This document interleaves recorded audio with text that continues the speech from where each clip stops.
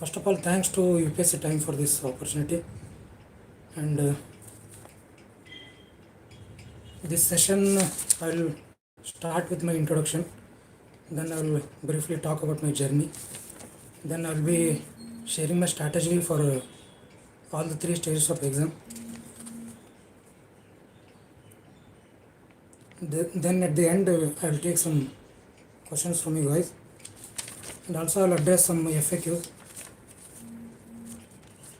And I've been asked to speak in bilingual, and Hindi is most preferred language, so I'll be continuing my session in Hindi.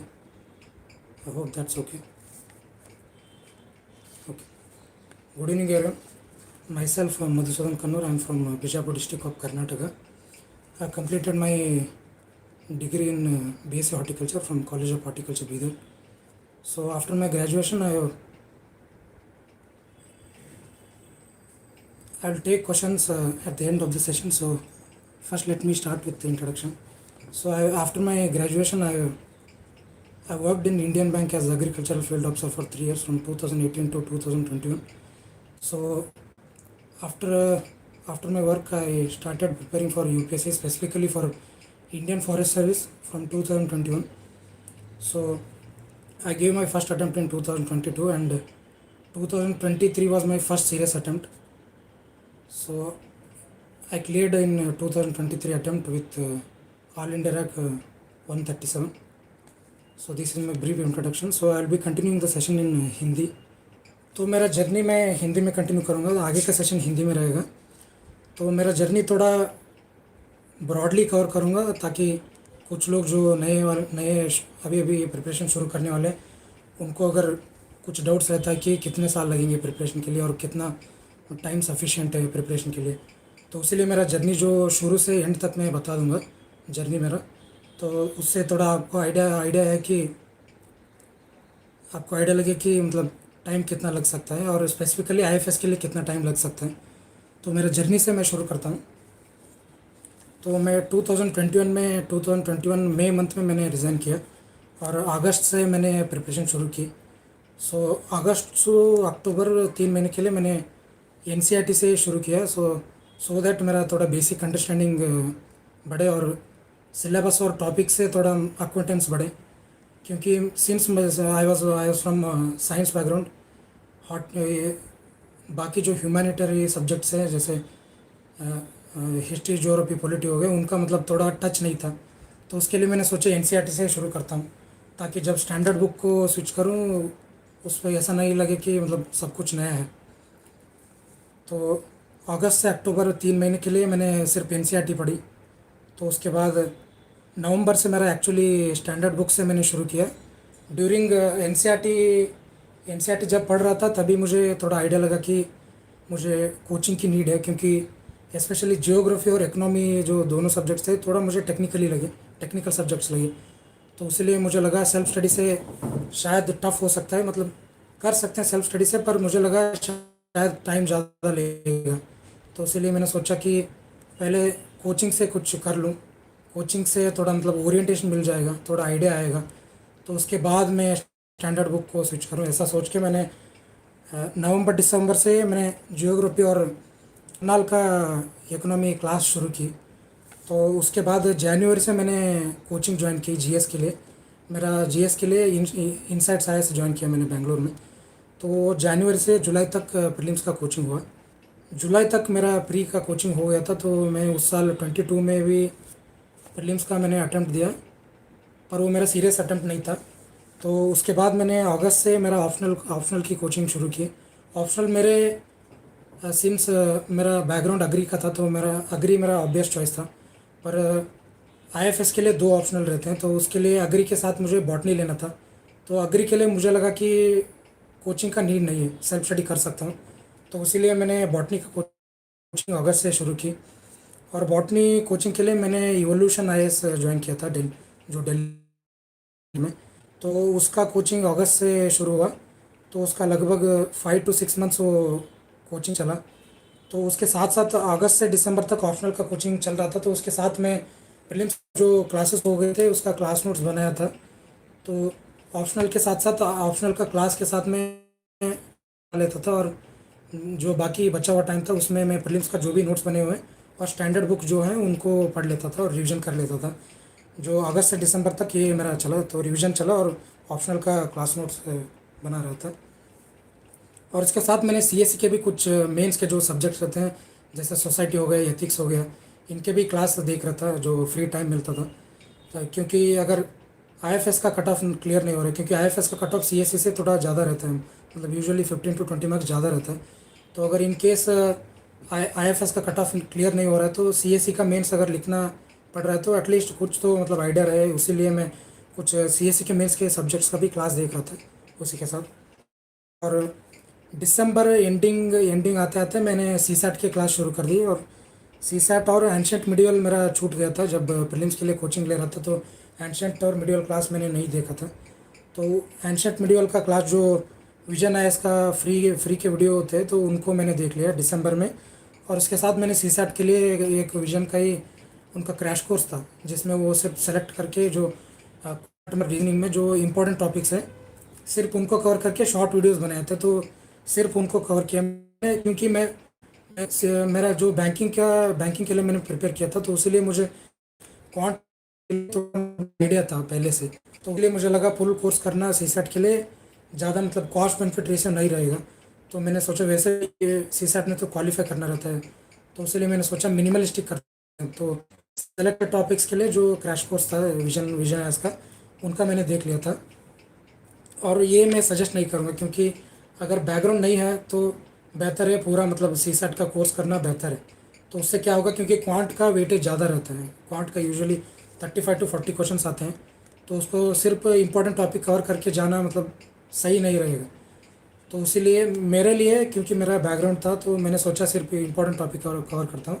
और वैसे भी मेरा English पे ज़्यादा रिलेंस था, तो इंग्लिश पे ज़्यादा मैं फोकस करता था। इंग्लिश ही मेरा स्ट्रांग होल्ड था सी सेट। तो इसलिए मैंने सोचा कि क्वांट और रीजनिंग में सिर्फ जितना मिनिमम हो सके उतना करके जाते हैं। तो सी सेट का क्लास मैंने जो 15-20 दिन में हो गए थे, क्योंकि शॉर्ट वीडियोस थे और सेलेक्टेड टॉपिक्स पे ही उन्होंने किया था, तो वो 15-20 दिन में वो ख़त्म हो गया। और एंशिएंट मिडिवल का भी विजन का मैंने क्लास देखे, उनका क्लास नोट्स भी बना लिया था।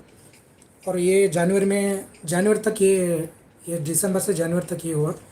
और 2023 जनवरी से मैंने स्पेसिफिकली प्रीलिम्स के लिए प्रिपरेशन स्टार्ट कर दिया था, क्योंकि वो मेरा फर्स्ट अटैम्प्ट था। तो मैंने सोचा फरवरी, कुछ लोग मतलब एक्सपीरियंस जो रहते हैं वो फरवरी से और मार्च से स्टार्ट कर लेते हैं, पर वो ऑलरेडी कुछ मतलब पढ़ चुके हैं उनके लिए ठीक है, पर मुझे लगा कि फ़र्स्ट अटैम्प्ट है तो 6 मंथ्स तो मतलब देना पड़ेगा। तो इसीलिए मैंने जनवरी से ही मतलब प्रीलिम्स का preparation specifically full fledged prelims के लिए मैंने स्टार्ट कर दिया था। और वो ऑलमोस्ट जनवरी से जब तक प्रीलिम्स था सिर्फ मैं प्रीलिम्स के लिए पढ़ रहा था। और बॉटनी का भी मेरा क्लास नोट्स बन चुके थे, तब तक मैंने क्लास देख के जितने भी मतलब क्लास नोट्स थे वो क्लास नोट्स रेडी करके रख दिया था। और उसके मतलब बिल्कुल प्रीलिम्स के टाइम मैंने बॉटनी ऑप्शनल का बिल्कुल कुछ भी टच नहीं किया। मेरा एक्चुअली टीचर सजेस्ट कर रहे थे कि कुछ एटलीस्ट जनवरी फरवरी तक तो करना चाहिए, पर मुझे लगा कि प्रीलिम्स के लिए ज़्यादा मतलब फोकस देना है, क्योंकि आईएफएस में क्या होता है कट ऑफ ज़्यादा रहता है प्रीलिम्स में, तो उसे ग्रांटेड लेके इसे मैंने देख के अगर करना हो तो मतलब थोड़ा रिस्की रहता है, वो गैम्बलिंग जैसा हो जाता है। तो इसीलिए मैंने फुल फ्लेज जनवरी से ही मतलब जनवरी से प्रीलिम्स तक फुल फ्लेज प्रीलिम्स के लिए दिया। और उसके बाद प्रीलिम्स के बाद जून में के लिए गैप हो गया था, कुछ हेल्थ इशू आ गए थे, तो उसी की वजह से 2 महीने के गैप हो गया था। और मैंने अगस्त से, जब जून में रिज़ल्ट आ गया था हमारा एग्ज़ाम के 15 दिन के बाद रिज़ल्ट आ गया, और अगस्त से मैंने मेंस का प्रिपरेशन किया है, क्योंकि 2 महीने गैप हो गए थे हेल्थ इशू की वजह से। तो अगस्त से मैंने अग्री का फर्स्ट रीडिंग शुरू किया, क्योंकि अग्री का तब तक मैंने बिल्कुल कुछ भी टच नहीं किया था। बॉटनी का क्लास हो गया था और क्लास नोट्स बना लिए थे, पर अग्री के लिए मैंने अभी तक कुछ भी मतलब सिर्फ सिलेबस एक दो बार मैंने देख लिया था। पर अग्री जब प्रीलिम्स क्लियर हो गया, जब मेंस के लिए मैंने प्रिपरेशन शुरू किया, तभी से मैंने अग्री शुरू किया। तो अग्री का फर्स्ट रीडिंग मैंने अगस्त से शुरू किया। और उसके साथ बॉटनी का जो क्लास नोट्स थे उनको भी के साथ साथ मैं रिवीजन करता था, क्योंकि एक ही सब्जेक्ट लेके जाने से मतलब टाइम भी लिमिटेड था, क्योंकि 2 महीने ऑलरेडी वेस्ट हो गए थे मेरे, सिर्फ 4 महीने बचे थे। नवंबर 26 से हमारा मेंस था, तो मैंने सोचा दोनों साथ में लेके जाते हैं। तो इसलिए अग्री का फर्स्ट रीडिंग और बॉटनी का रिवीजन मैंने अगस्त और सितंबर 2 महीने के लिए ये दोनों किए। महीने में मुझे अग्री फर्स्ट रीडिंग खत्म हो गया था और बॉटनी का एक एक वन राउंड मेरा रिवीजन भी हो चुका था। और अक्टूबर अक्टूबर में अग्री का मैंने फर्स्ट रिवीजन शुरू किया था और बॉटनी का सेकंड थर्ड रिवीजन वो उसी मतलब साथ में शुरू किया। और जीके के लिए मैं सब अक्टूबर से मैंने जीके का प्रिपरेशन शुरू किया, क्योंकि मेंस के आईएफएस के मेंस में टोटल 6 एग्ज़ाम्स रहते हैं, जिसमें 2 ऑप्शनल में 4 एग्ज़ाम होते हैं, दोनों ऑप्शनल के 2 पेपर, तो 4 पेपर उनके ऑप्शनल के हो जाते हैं और बाकी के जीके का एक पेपर रहता है और इंग्लिश का एक जनरल इंग्लिश का एक पेपर रहता है। तो जीके का मैंने अक्टूबर से शुरू किया, तब तक मैं क्योंकि प्रीलिम्स का वैसे भी मैंने प्रिपरेशन किया, तो अक्टूबर से मैंने सेकेंड सेकेंड अग्री का सेकेंड डिवीज़न शुरू किया था और बॉटनी का थर्ड डिवीज़न चल रहा था। क्योंकि बॉटनी जब मैं क्लास कर रहा था उसके साथ साथ मैं नोट्स बनाते रिवीजन भी कर लेता था। तो अग्री का बॉटनी का तो फर्स्ट रीडिंग तो कर रहा था, वो बॉटनी का थर्ड डिवीज़न था और अग्री का सेकेंड डिवीज़न था। और जीके मैंने अक्टूबर से शुरू किया था।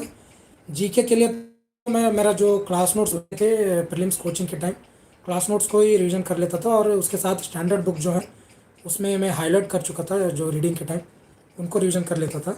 और इंग्लिश के लिए मैंने अक्टूबर से सिर्फ एस्से प्रैक्टिस शुरू की थी। एस्से 100 मार्क्स का एस्से रहता है इंग्लिश पेपर में, तो एस्से के लिए एस्से का प्रिपरेशन मैंने अक्टूबर से शुरू की।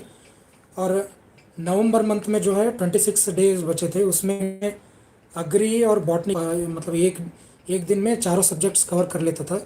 कि शेड्यूल में मतलब मॉर्निंग सेशन में अग्री कर लेता था और दोपहर में बॉटनी, और इवनिंग में जब डिनर के बाद इंग्लिश कर लेता था। और जीके जो इवनिंग के टी ब्रेक से और डिनर ब्रेक जीके कर लेता था। तो एक दिन में जो लास्ट मंथ के 26 डे थे उसमें थोड़ा हेक्टिक शेड्यूल था, तो और उसमें चारों सब्जेक्ट्स में लेके जाता था। तो ये मेरा मतलब मेंस तक का मेरा ये जो जर्नी है। और इसके बाद स्ट्रैटेजी के बारे में डिस्कस करूँगा। और मेरा शेड्यूल के बारे में मैं थोड़ा बता दूंगा कि लास्ट जो 26 डे थे नवंबर में, उसका शेड्यूल भी बता देता हूँ। क्योंकि एफएक्यू में देखा था मैंने कि टाइम टेबल के बारे में कुछ लोग पूछ रहे थे, तो टाइम शेड्यूल जो लास्ट मंथ में मैंने फॉलो किया उसके बारे में बताता हूँ। तो उसमें क्या है, मॉर्निंग में यूजुअली 9 o'clock से 2 o'clock टू 4:30 तक बॉटनी कर लेता था, 2.5 आवर। और बॉटनी के लिए मैं अग्री से थोड़ा कम टाइम देता था, क्योंकि उसका ऑलरेडी 2-3 बार रिवीजन हो चुका था। अग्री मेरा कम रिवीजन हुआ था, तो इसलिए अग्री को मैं ज़्यादा टाइम देता था। और शाम को 5 to 8:30 जो है उसमें मैं जीके कर लेता था। और डिनर के बाद इंग्लिश था, यूजुअली 9:30 to 11:30 तक वो हो जाता था। तो ये मेरा ब्रीफ जर्नी है, तो इससे शायद कुछ लोगों को हेल्प हो जाए। तो ठीक है, तो अभी मैं स्ट्रैटेजी के बारे में बात सिर्फ मेंस और इंटरव्यू आईएफएस के लिए और CS के लिए मतलब बहुत भागते हैं। तो करंट अफेयर्स भी इम्पोर्टेंट है, ऐसा नहीं है कि करंट अफेयर्स इंपॉर्टेंट नहीं है, उसमें भी क्वेश्चंस आते हैं। पर उसको कॉस्ट बेनिफिट मेजर करके उसको इम्पोर्टेंस देना है।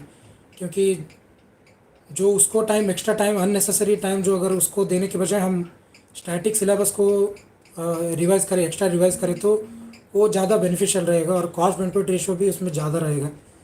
तो मेरा सजेशन यही है कि स्टैटिक सिलेबस जो है जितना जितना बार हो सके उतना बार रिवीजन करना है। तो उसमें क्या है कि फर्स्ट मतलब कोचिंग के साथ अगर ज्वाइन कर रहे हो, अगर नहीं भी ज्वाइन कर रहे हो, तो फ्री में तो वीडियो मिल जाएंगे। विजन है, कई सारे इंस्टीट्यूट के फ्री में वीडियो मिल जाएंगे। क्वेश्चंस में लास्ट में तो ठीक है। तो जब क्लास देखते रहोगे तभी मतलब क्लास नोट्स बना के रखना है। हाँ, क्लास नोट्स बना के रखे, मतलब उसके साथ साथ अगर स्टैंडर्ड बुक जो है उनको भी पढ़ लेना है। जब मान लो कि पॉलिटी से अगर क्लास शुरू हो रहा है, पॉलिटी का क्लास के साथ साथ सब क्लास नोट्स भी बनते रहेंगे। और उसके साथ अगर स्टैंडर्ड बुक भी साथ में अगर पढ़ पा रहे हो, अगर टाइम मिल रहा है, तो वो बेहतर रहेगा। क्योंकि जब क्लास कर रहे होंगे ना, तब जो टॉपिक्स वो पढ़ा रहे हैं वो माइंड में फ्रेश रहते हैं। तो तभी इमिडिएटली स्टैंडर्ड बुक से मतलब पढ़ लोगे तो थोड़ा क्लैरिटी अच्छा रहेगा। क्योंकि बाद में अगर क्लास होने के बाद अंदर कंसेप्चुअल अंडरस्टैंडिंग थोड़ा मतलब डिफिकल्ट फील होगा, समझ जाओगे तो नहीं है कि क्लास के साथ साथ क्लास नोट्स के साथ बेहतर रहेगा। और सभी मतलब कोई भी सब्जेक्ट शुरू करने से पहले पी और सिलेबस को देखना बहुत ज़रूरी है। क्योंकि क्या होता है ना, अगर अगर कोई जो स्टार्ट कर रहे हैं तो उसमें हमें आइडिया नहीं रहता है, तो ब्लाइंडली जो क्लास में पढ़ा रहे हैं, नहीं तो बुक में जो दिया हुआ है सिर्फ उसको पढ़ते जाते हैं, ब्लाइंडली पढ़ते जाएंगे और उसमें मतलब अननेसेसरी स्टफ को अवॉइड करना वो सब हमें नहीं पता रहती। तो उसके लिए क्या होता है, पी और सिलेबस अगर अच्छे से एनालाइज कर रहे हो तो उससे क्या होगा, अननेसेसरी स्टफ जो है और क्या इंपॉर्टेंट है और इम्पोर्टेंट टॉपिक्स कौन से हैं और वेटेज किसको देना है, वो सब मतलब थोड़ा आइडिया आइडिया रहेगा। उससे क्या हो जाएगा, पढ़ते वक्त ही मतलब वो सबकॉन्शियसली पता चलेगा कि कौन सा टॉपिक इंपॉर्टेंट है, कौन से पार्ट से ज़्यादा क्वेश्चंस आ रहे हैं। तो उनको मतलब ज़्यादा वेटेज दोगे, उनको पढ़ते वक्त ज़्यादा मतलब डिटेल में जाओगे। और जो टॉपिक्स लगेंगे कि ज़्यादा मतलब उससे क्वेश्चंस नहीं आ रहे हैं और ज़्यादा इंपॉर्टेंट नहीं, उनको सुपरफिशियली मतलब ऊपर ऊपर से देख के पढ़ के मतलब आगे ज़्यादा टाइम वेस्ट नहीं करना। तो वही है कि शुरू से ही मतलब जो भी सब्जेक्ट स्टार्ट कर रहे हो उससे पहले ऐसा करो कि सिलेबस और उसका पी वाई क्यू में उस टॉपिक से जो क्वेश्चंस आए हैं उनको शुरू में पी वाई क्यू और सिलेबस से ज़्यादा मतलब अंडरस्टैंडिंग नहीं मिलता है। फिर भी क्या करना है, बस गो थ्रू करना है सिलेबस से और पी वाई क्यू से गो थ्रू करने से क्या हो जाएगा, आएगा बाद में जब आप टॉपिक कवर कर लोगे, सिलेबस से थोड़ा अक्वेंट हो जाओगे, तब सिलेबस मतलब पी वाई क्यू और सिलेबस जो है ठीक से समझ आएगा। फिर भी क्या है, फिर भी मतलब शुरू से ही मतलब सिलेबस और पी वाई क्यू देखने से सब कॉन्शियसली जब टॉपिक्स पढ़ते रहेंगे ना, तब थोड़ा आइडिया रहेगा उसके लिए पढ़ना है पी वाई क्यू और सिलेबस। और जैसे मैंने बताया, इसी करंट अफेयर्स को मतलब ज़्यादा टाइम वेस्ट नहीं करना है, उसमें जितना हो सके मिनिमलिस्टिक करना है, उसमें मतलब बिल्कुल छोड़ना नहीं है। जो उतना देना है उसमें उतना देना है। मतलब मैं अगर करंट अफेयर्स का स्ट्रैटेजी बताऊं तो मेरा यही था कि मैंने मंथली मैगज़ीन बिल्कुल नहीं किया है। मतलब बहुत सारे लोग मेरे फ्रेंड्स थे जो विजन आयस के, इनसाइट्स के मतलब मंथली मैगज़ीन का मतलब कवर करते थे, पर मैंने बिल्कुल मतलब कोई मंथली मैगज़ीन कवर नहीं किया है। न्यूज़पेपर भी मैं करता था और वो भी मतलब रेगुलर नहीं था। मैं न्यूज़पेपर मतलब कभी कभी कर लेता था। बाकी जो है यूट्यूब में कुछ चैनल्स थे जो करंट अफेयर्स के लिए मतलब वीडियो आते थे उनमें। एग्जांपल के लिए जो स्टडी आईक्यू का एक चैनल है, स्टडी आईक्यू चैनल में जो करंट अफेयर्स मतलब जो भी इंटरनेशनल न्यूज़ हो गया, नेशनल न्यूज़ हो गया, उसके बारे में मतलब वो वीडियो आते थे।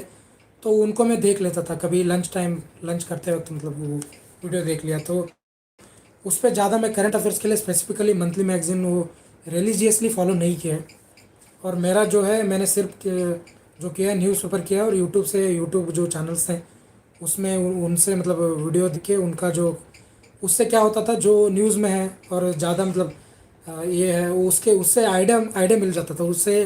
करंट अफेयर से मैंने नोट्स बनाना और शॉर्ट नोट्स बनाना वो सब करके मैंने नहीं, सिर्फ मेरा जो करंट अफेयर्स के लिए सोर्स था न्यूज़पेपर, मैंने बस कवर कर लेता था, न्यूज़पेपर बस पढ़ लेता था, उससे नोट्स नहीं बनाए। और लास्ट में प्रीलिम्स का जब मैंने जनवरी से प्रिपरेशन स्टार्ट किया, तब मैंने जाके सिर्फ वो विजन का PT 365 आता है ना, ईयरली कॉम्पिटिशन, तो बस उसको किया था। उसमें भी मैंने सेलेक्टेड किए थे, उसमें साइंस एंड टेक हो गया और एनवायरमेंट और इंटरनेशनल रिलेशन के लिए किया था। और इकोनॉमी के लिए भी उनका अच्छा रहता, पर इकोनॉमी के लिए मैंने मुरनाल सर का विन सीरीज़ कर लिया था, तो उसके लिए सिर्फ 3 सब्जेक्ट्स के लिए मैंने PT 365 मैगज़ीन कर ली थी। और उसमें भी मुझे लगा कि एनवायरमेंट में भी ज़्यादा मुझे यूटिलिटी नहीं लगा PT 365 से, पर बस साइंस एंड टेक और इंटरनेशनल रिलेशन जो PT 365 थे उससे मतलब थोड़ा हेल्प हुआ प्रीलिम्स में कुछ क्वेश्चन अटेंड करने के लिए, उनसे थोड़ा हेल्प हुआ। तो इसीलिए क्या है ना, करंट अफेयर्स पे ज़्यादा टाइम वेस्ट नहीं करना है। क्योंकि मुझे प्रीलिम्स के टाइम ये एक्चुअली मुझे रेकमेंड, मेरे प्रीलिम्स के टाइम कोचिंग के टाइम जियोग्राफी टीचर थे उनका सजेशन था। तो अच्छा हुआ कि मुझे भी शुरू में ही मतलब किसी ने बता दिया कि करंट अफेयर्स को ज़्यादा मतलब ये नहीं करना है, क्योंकि एनवायरनमेंट ऐसा रहता है, हमारे सराउंडिंग ऐसा रहता है कि मतलब करंट अफेयर्स पे ज़्यादा मतलब फोकस रहता है सर। तो उससे बेहतर है कि मिनिमल करना है, मतलब बिल्कुल छोड़ना नहीं है। क्योंकि CSE के लिए शायद करंट अफेयर्स इंपॉर्टेंस उसका अच्छा है, क्योंकि मेंस में क्वेश्चंस आ जाते हैं। तो CSE मेंस के लिए जो मैं रेकमेंड कर रहा हूँ वो शायद it might not hold true, पर IAS के लिए जो है करंट अफेयर्स के लिए ज़्यादा यूटिलिटी नहीं है। प्रीलिम्स में ठीक ठाक कुछ मतलब 30 क्वेश्चंस, लगभग 30 क्वेश्चन आएंगे, पर बाकी 70 क्वेश्चन जो है स्टैटिक सिलेबस से ही आएंगे। तो इसलिए तो ज़्यादा वेटेज तो स्टैटिक सिलेबस के लिए है, तो इसीलिए ज़्यादातर हमारा टाइम जो है और एनर्जी जो है स्टैटिक पे फोकस करना अच्छा रहेगा। के लिए जो है 30 क्वेश्चन आएंगे, इसमें 30 क्वेश्चन में भी ऐसा रहेगा कि स्टैटिक में अगर अच्छा होल्ड है तो कुछ क्वेश्चन वैसे भी सॉल्व हो जाएंगे। स्टैटिक के जो नॉलेज है उससे हम करंट अफेयर्स के क्वेश्चन भी हम इंटेलिजेंट गेस करके, नहीं तो पेरिफेरल नॉलेज अप्लाई करके, कॉमन सेंस लगा के करंट अफेयर्स के कुछ क्वेश्चन वैसे भी सॉल्व हो जाएंगे। तो इसीलिए मतलब बिल्कुल उसको मंथली रिलीजियसली फॉलो करके नोट्स बना के वो सब करने से बेहतर है मतलब ईयरली कंपाइलेशन कर लो, और मिनिमल जो है यूट्यूब चैनल से जो जितना हो सके उतना कवर कर लो। और जो करंट अफेयर्स ईयरली कंपाइलेशन में भी मैंने ज़्यादा मतलब ये नहीं किया कि नोट्स बना लिए उससे, तो बस मैं उसी से हाईलाइट कर लेता था, हाईलाइट करके उसी से मतलब रिवीजन कर लेता था मैं। तो ये मेरा करंट अफेयर्स के लिए है। और मॉक जो है, मॉक भी मैंने अप्रैल से शुरू किया था, मार्च अप्रैल से मैंने मॉक शुरू किया था। तब जनवरी से जब मैंने प्रीलिम्स के लिए शुरू किया था तब मैं सेक्शनल मॉक करता था, सेक्शनल टेस्ट कर लेता था जब एक सब्जेक्ट ख़त्म हो जाए। यूजुअली एक एक सब्जेक्ट को मैंने 15 दिन दिए थे, क्योंकि वो ज़्यादा मेरा रिवीजन नहीं होता तब तक, तो इसीलिए 15 दिन मैंने दे दिए, 15 दिन अलॉट कर लिया था पहले फर्स्ट रीडिंग के लिए। तो 15 दिन जब एक सब्जेक्ट ख़त्म हो जाता था तब इमिडिएटली उस सब्जेक्ट का पॉलिटी, अगर 15 डेज में पॉलिटी ख़त्म हो रहा तो इमिडिएटली वो एंड होने के बाद मैं सेक्शनल टेस्ट लगा लेता था। तो सेक्शनल यूजुअली एक एक सब्जेक्ट के लिए मैं दो दो सेक्शनल कर लेता था। तो सेक्शनल मार्च अप्रैल तक मेरा फर्स्ट रीडिंग हो गया था। 15 दिन में जो देखे मेन जो सब्जेक्ट्स थे उन सब को अप्रैल तक मैंने ख़त्म कर लिया था। तो उसके साथ साथ मैंने सेक्शनल कर लिए थे, हर एक सब्जेक्ट के लिए दो दो या ये सब्जेक्ट के लिए सिर्फ एक एक सेक्शनल टेस्ट करके मार्च अप्रैल तक मैंने कर लिया था। तो और मार्च अप्रैल उस टाइम भी मैं फुल लेंथ मॉक जो है मार्च अप्रैल से मैंने शुरू की थी। और नंबर ऑफ मॉक टेस्ट अगर मेरा पूछो तो मैंने तो फुल लेंथ टेस्ट को अराउंड 16 या 17 फुल लेंथ टेस्ट की थी। और सेक्शनल टेस्ट जो है मैंने जैसे मैंने बताया एक एक सब्जेक्ट के लिए एक या दो सेक्शनल टेस्ट की थी। तो इतना सफिशिएंट रहता है कि मॉक में हमें ज़्यादा कंटेंट कलेक्ट नहीं करना है। मॉक में कुछ लोग करते हैं कि उसके मॉक में जो आंसर दिए होते हैं उनको मतलब पढ़ के उनसे नोट्स बना लेते हैं, वो कुछ लोग रेकमेंड करते हैं, मैं तो रेकमेंड नहीं करता हूँ। उसमें मॉक का जो यूटिलिटी है सिर्फ उतना करना है कि उसमें गलती जो हो रहे हैं क्यों हो रहे हैं, अगर जो पढ़ चुके हैं इसमें भी मतलब फिर से गलती कर रहे हैं तो और अगर कुछ इंटेलिजेंट गेस करके देखना है कि इंटेलिजेंट गेस करने, ब्लाइंड गेस करके और कुछ मतलब कॉमन सेंस लगा के जो अटेम्प्ट कर रहे हो उसमें एक्यूरेसी कितना है, और उसमें मतलब अगर 10 क्वेश्चन अगर इंटेलिजेंट गेस कर रहे हो तो उसमें गलत कितने हो रहे हैं और सही कितने हो रहे हैं, ये सब चेक करने के लिए सिर्फ मॉक टेस्ट यूज़ करना है। तो मॉक टेस्ट का जो स्कोर आता है उसके बारे में ज़्यादा सोचना नहीं है, सिर्फ उसका यूटिलिटी ये है कि एक स्ट्रैटेजी बने और उसमें मतलब आपका इंटेलिजेंट गेसिंग का मतलब एक्यूरेसी कितना है और ब्लाइंड गेसिंग का एक्यूरेसी कितना है, और रिवीजन मतलब किस पार्ट से मतलब ज़्यादा भूल रहे हो। क्योंकि ये ऐसा होता है कि बहुत सारे सब्जेक्ट हम पढ़ चुके होते हैं फिर भी मतलब एग्ज़ाम में जब उसी से जब क्वेश्चन आता है तो फिर से गलती कर लेते हैं, तो उसको मतलब आइडेंटिफाई करने के लिए मॉक को यूज़ करना है। तो गलती जब गलत जो क्वेश्चंस होते हैं ना उनको अच्छे से मतलब मॉक में एनालाइज करनी, अ, उसमें जो पढ़ चुका हूँ उसमें कितने गलत हो रहे हैं, जो गलत हो रहे हैं ना तो उस टॉपिक को फिर से वहाँ जाके उस टॉपिक को फिर से पढ़ना है, जो जिस पार्ट से आप गलत कर रहे हो उस पार्ट को इस बार अच्छे से पढ़ के उसको हाईलाइट कर देना है, क्योंकि वो भूल भूल जा रहे हो तो इसीलिए क्या है मतलब मॉक को ऐसा यूज़ करना है। फुल लेंथ टेस्ट को मतलब 15 to 20 विल बी सफिशेंट। और ओपन मॉक भी रहते हैं, कुछ इंस्टीट्यूट ओपन मॉक फ्री में ओपन मॉक टेस्ट करते हैं। और विजन का भी अभ्यास रहता है तो उसको भी अटेंड करना अच्छा रहता है, क्योंकि ओपन मॉक और अभ्यास अटेंड करने से मतलब थोड़ा सिमुलेशन मिल जाता है। तो उससे क्या होगा, एग्ज़ाम का जो एनवायरनमेंट है उसको ऑलरेडी ऑलरेडी आप लोग मतलब 5-6 बार अगर उसको एक्सपीरियंस कर चुके होंगे तो एक्चुअल एग्ज़ाम पे दिन ज़्यादा एंग्जाइटी नहीं फील होगा और कामनेस आ जाएगा। तो उसकी वजह से ओपन मॉक को अटेंड करना, थोड़ा ओपन मॉक स्पेशली अभ्यास जो विजन का रहता है, क्योंकि उसमें बहुत सारे एस्पिरेंट्स एनरोल किए होते हैं। तो उसके वजह क्या होता है, एग्ज़ाम के टाइम जो है वो मतलब बिल्कुल अभ्यास का एग्ज़ाम का जो एक्सपीरियंस है वो बिल्कुल एक्चुअल एग्ज़ाम जैसा ही रहता है, क्योंकि बहुत सारे मतलब एस्पिरेंट्स उस एग्ज़ाम के दिन आएंगे। और वो एग्ज़ाम भी एग्ज़ाम एग्जैक्ट जो एक्चुअल हमारा यूपीएससी का एग्ज़ाम टाइमिंग है उसी तरह, मतलब उसका भी सुबह 9 to 12 तक, 9 to 11 तक मतलब GS1 का रहता है। और दोपहर 2:30 to 4:30 CSAT का एग्ज़ाम रहता है। तो एग्जैक्ट जो एक्चुअल एग्ज़ाम का ये रहता है ना, तो उसका एक्सपीरियंस ऑलरेडी आपको अभ्यास का 3 एग्ज़ाम रहते हैं, तो आप लोग ऑलरेडी उसको एक्चुअल एग्ज़ाम जो फील रहता है उसको फील कर चुके होंगे। तो उससे क्या होगा, एक्चुअल एग्ज़ाम पे कुछ नया वाला फील नहीं आएगा, तो उससे थोड़ा कामनेस बढ़ेगी। उससे मतलब काम रहोगे एक्चुअल एग्ज़ाम में। तो कामनेस का बहुत ही इंपॉर्टेंस है इसमें। एक्चुअल एग्ज़ाम के दिन मतलब काम रहना बहुत ही इंपॉर्टेंट है, क्योंकि क्या होता है ना, जो हमें आने वाले क्वेश्चंस रहते हैं जो मैक्सिमम 30 to 35 मतलब एग्जैक्ट क्वेश्चन आने वाले रहते हैं। उसके बाद जो भी क्वेश्चंस रहते हैं उन वो तो मतलब इंटेलिजेंट गेस करके कॉमन नॉलेज लगा के ही अप्लाई अप्लाई करके मतलब अटेंड करना रहता है। तो कॉमन नॉलेज लगा के इंटेलिजेंट गेस गेस करने में क्या होता है, काम माइंड रहेगा तो गेस करने वाले क्वेश्चंस सही होना मतलब चांसेस ज़्यादा रहते हैं। अगर पैनिक मोड में हम अगर गेस करने जा रहे हैं तो उसमें गलती करना मतलब ज़्यादा रहता है चांसेस। तो इसलिए काम रहना है बहुत ही मतलब इम्पोर्टेंट है। तो इसलिए ये मॉक देना, वो स्पेशली ओपन मॉक और अभ्यास देना मतलब उस एंगल में मतलब अच्छा है। और मेरा जो प्रीलिम्स का जो पेपर था वो तो मैं यूजुअली 3 राउंड में अटेंड करता था। पहले राउंड में जो है सिर्फ जो एग्जैक्ट मुझे आते हैं उन क्वेश्चंस को अटेम्प्ट करके जाता था, और जो 50-50 वाले और 33% वाले जो क्वेश्चंस रहते हैं उनको मैं बस मार्क करके मतलब थोड़ा मतलब सुपरफिशियली देख लेता था क्वेश्चन क्या है, देख के उसे मार्क करके मैं चला जाता था। वहाँ ज़्यादा मतलब टाइम मतलब फर्स्ट राउंड में उनमें ज़्यादा टाइम वेस्ट नहीं करता था। और फर्स्ट राउंड में 30 क्वेश्चन अराउंड फर्स्ट राउंड में आ रहे हैं, तो उसका मतलब है कि आप कंफर्टेबल पोजीशन में हो। मतलब यूजुअली ऐसा होता है कि 30-35 क्वेश्चन ही आएंगे मैक्सिमम। तो इसलिए फर्स्ट राउंड में 30-35 क्वेश्चन कर लेता था, और उसे मैं 40 to 1 hour 40 minutes to 1 hour लग जाता था फर्स्ट राउंड मुझे कंप्लीट करने में। और बाकी जो 1 आवर है उसमें बाकी जो बचे क्वेश्चन हैं 70 हो गए और 65 क्वेश्चन हो गए, वो हो जाते हैं, क्योंकि ऑलरेडी वो जो क्वेश्चंस बचे क्वेश्चंस हैं उनको ऑलरेडी एक बार हम देख चुके होते हैं। तो इसलिए उनको उनमें ज़्यादा मतलब टाइम वेस्ट नहीं होगा, उनको पढ़ने में और उनको अटेम्प्ट करने में ज़्यादा टाइम वेस्ट नहीं होगा। तो फर्स्ट राउंड को 40 मिनट्स to 1 आवर दे दीजिए, मेरा सजेशन है। और बाकी जो 1 आवर है उसमें मतलब ये जो बचे क्वेश्चन रहते हैं वो हो जाएंगे।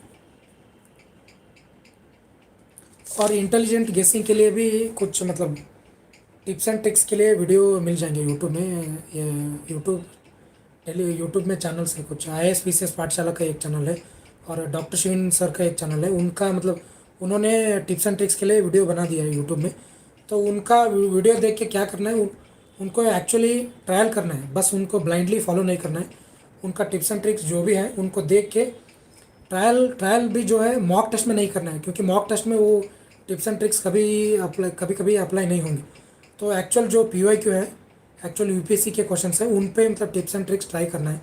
तो उसमें उससे एक आइडिया आ जाएगा कि कौन सा टिप्स एंड ट्रिक्स वर्क कर रहे हैं और इंटेलिजेंट गेस कैसा करना है। तो ये है, तो उसके लिए IAS PCS पाठशाला और डॉक्टर शिवन सर के यूट्यूब के वीडियो देख सकते हैं।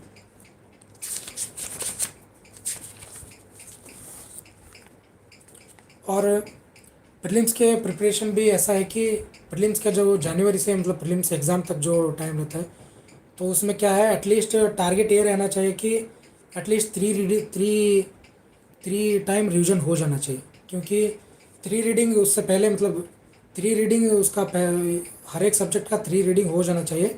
और 3 रिवीजन जो है जनवरी टू जो प्रीलिम्स का टाइम है 5 to 6 मंथ है, उसमें 3 रिवीजन हो जाना चाहिए। 3 रीडिंग जो है वो पहले भी मतलब कोचिंग के टाइम आप रीडिंग कर चुके होंगे।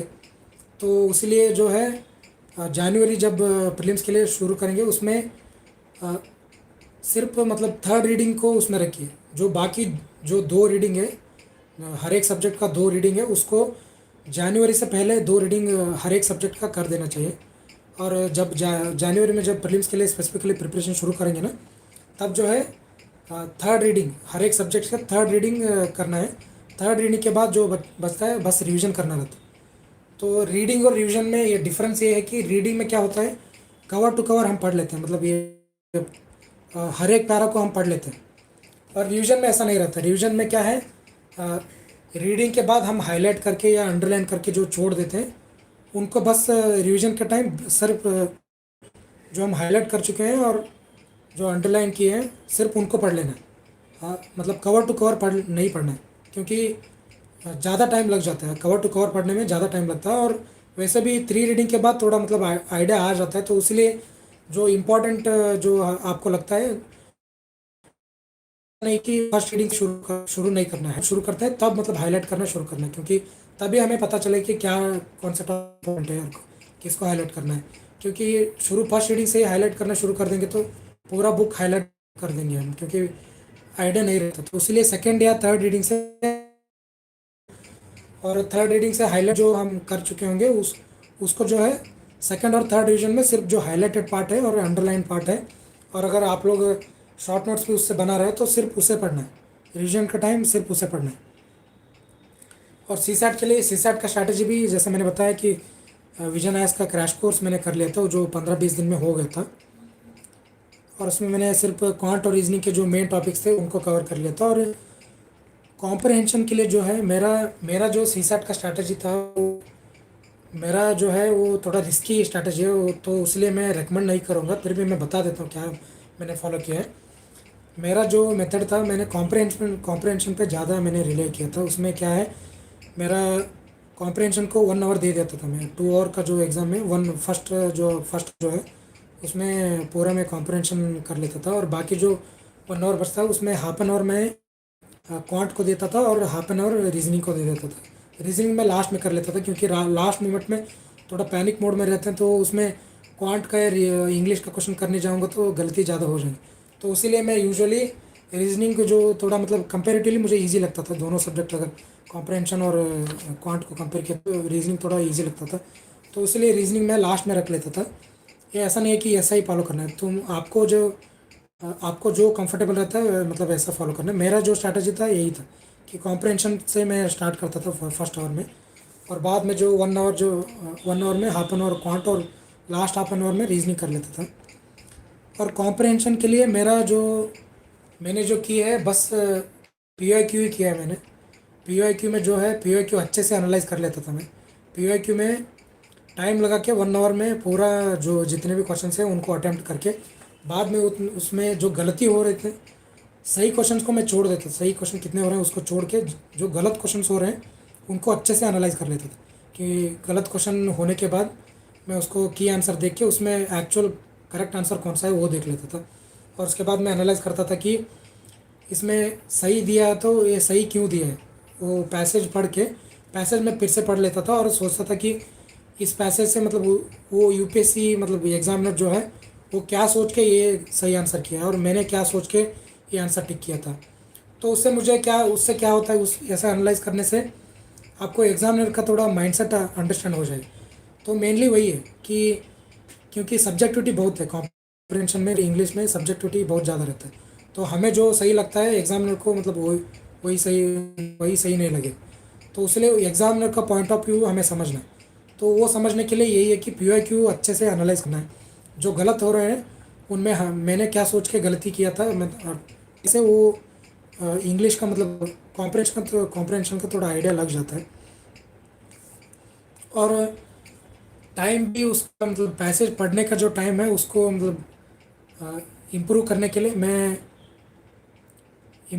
लिए मैं ऐसा करता था कि हिंदू में जो आर्टिकल आते हैं, हिंदू स्पेशली हिंदू आर्टिकल, उसमें अच्छे वोकेबलरी से आर्टिकल दी होती थी। तो इसीलिए मैं हिंदू आर्टिकल को फास्ट फास्ट कर लेता था, स्किम करके मतलब एक पैराग्राफ कंप्लीट होने के बाद उससे मतलब जो मुझे समझ आ रहा है वो मैं खुद मतलब माइंड में मैं ऐसा रिकॉल करता था कि ये पैसेज का मतलब क्रक्स क्या है।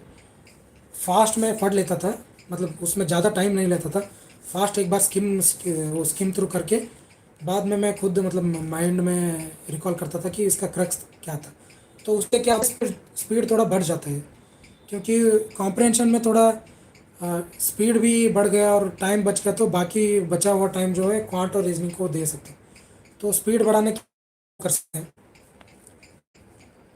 और वही है कि जो मेरा जो स्ट्रैटेजी है ये मतलब ये फॉलो करना थोड़ा रिस्की रहेगा, थोड़ा गैम्बलिंग रहेगा, क्योंकि कॉम्प्रहेंशन पे ज़्यादा डिपेंड करना तो गैम्बलिंग रहेगा, क्योंकि सब्जेक्टिविटी ज़्यादा है कॉम्प्रहेंशन में। पूरा मतलब करके भी आ रहे हो, उसमें पता नहीं है कि अच्छे आंसर अच्छे मतलब करेक्ट आंसर ज़्यादा आएंगे कि नहीं, क्योंकि क्वांट और रीजनिंग में एक्यूरेसी ज़्यादा रहती है, पर इंग्लिश में ऐसा नहीं है। तो इसलिए बेहतर है कि तीनों सब्जेक्ट्स को साथ में लेना है।